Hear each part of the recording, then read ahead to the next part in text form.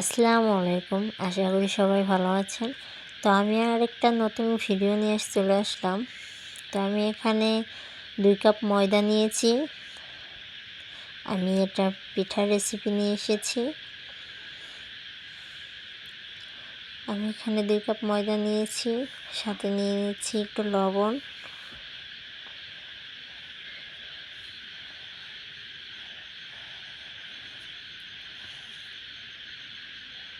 নিয়ে নেব আমি এখানে পরিমাণ মতো চিনি।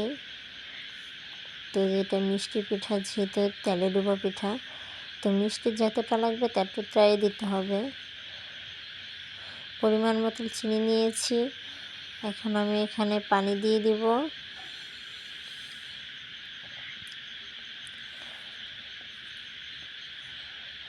আমি এখানে পানি এরকম পরিমাণ মতো দিয়ে দিব, কারণ চিনিটা গলে আবার আর একটু পাতলা হবে।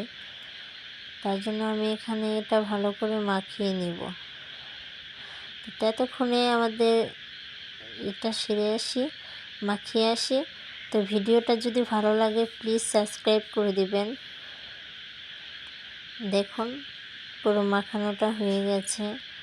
মাখানোর পরে ঠিক এরকম হয়েছে ব্যাটারটা। চেষ্টা করবেন এরকমই রাখার জন্য, যেহেতু তেলে ডুবো পিঠা কিন্তু পাতলা হলে বেশি একটা ভালো হয় না। ব্যাটারটা এরকম রাখারই চেষ্টা করবেন,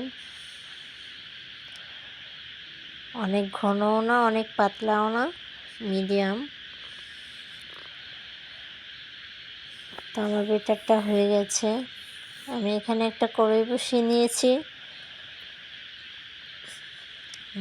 গ্যাসের চুলাটা অন করে দিলাম।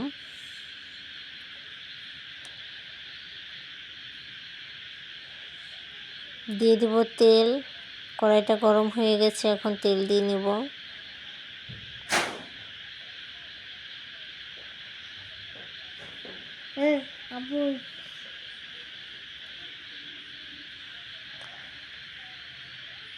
তেলটা কিন্তু গরম হয়ে গেছে, দেখতেই পাচ্ছেন ভুরভুরি ছেড়ে দিয়েছে তেলে। তেলটা গরম হয়ে গেছে, আমি পিঠাটা দিয়ে দেব।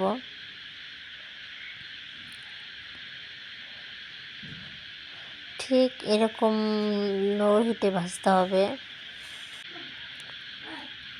এই পিঠাটা তেলে দেওয়ার পরে দেখবেন আস্তে আস্তে সুন্দর করে ফুলে উঠবে। ফুলে উঠলে ভাববেন ভিতরটা অনেক সুন্দর খিস্তি হয়েছে।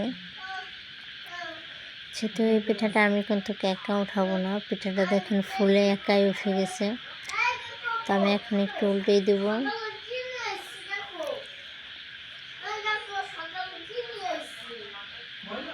এই পিঠাটা কিন্তু অনেক নরম, হেলদি একটা খাবার, অনেক ভালো লাগে খেতে, নরম তুলতুলে হয়ে যায়।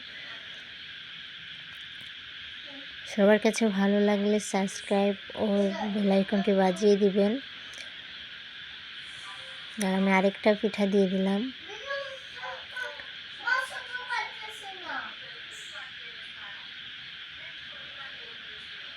আমি ঠিক এরকমভাবে একটু ভেজে নিব। সবগুলো ভাজা হয়ে গেছে। তো পিঠাগুলো দেখেন দেখতে কতটাই সুন্দর হয়েছে। এখন আমি গরমে ধরতে পারছি না, দেখুন ভিতরটা কত সুন্দর হয়েছে। তো আজকের ভিডিও এই পর্যন্তই। সবাই ভালো থাকবেন। আল্লাহ হাফেজ।